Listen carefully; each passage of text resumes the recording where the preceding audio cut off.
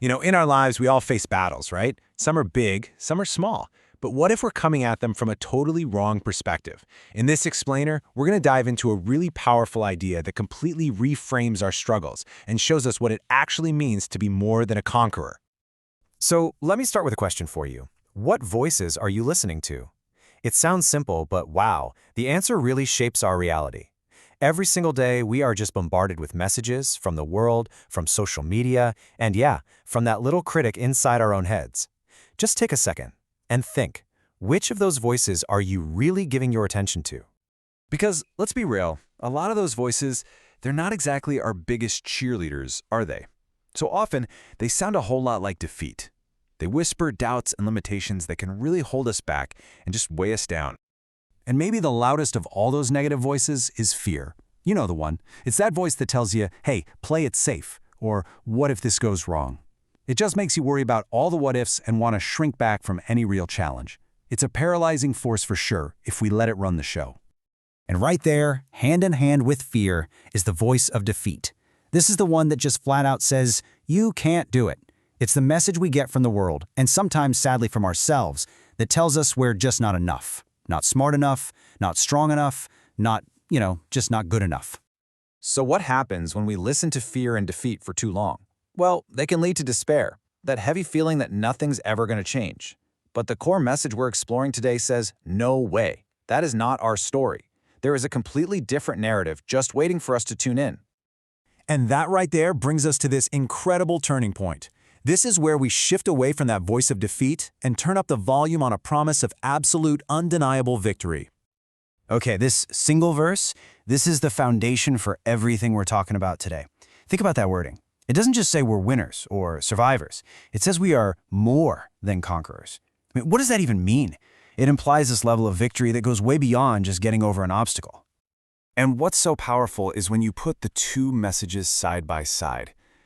It's night and day, right? On one side, you have the world saying, you can't, you're not enough, you should be afraid. But then you have this incredible counter message.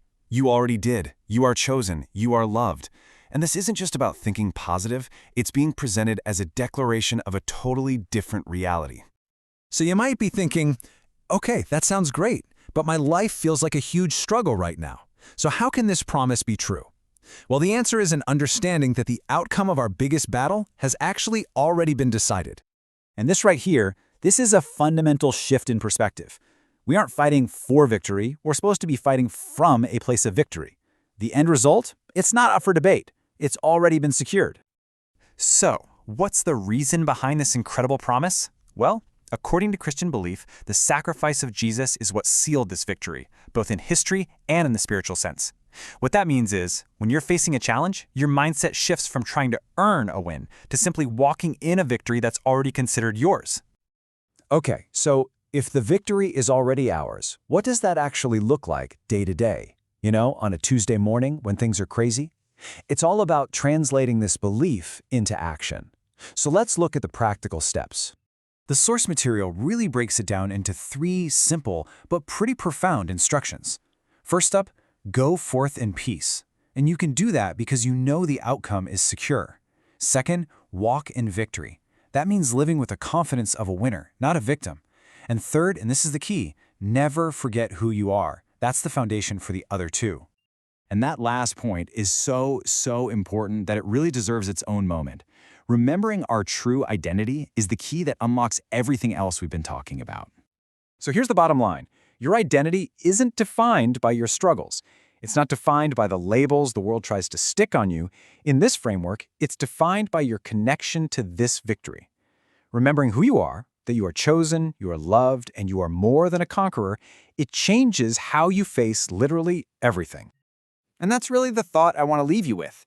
This isn't just a bunch of nice ideas, it's an invitation.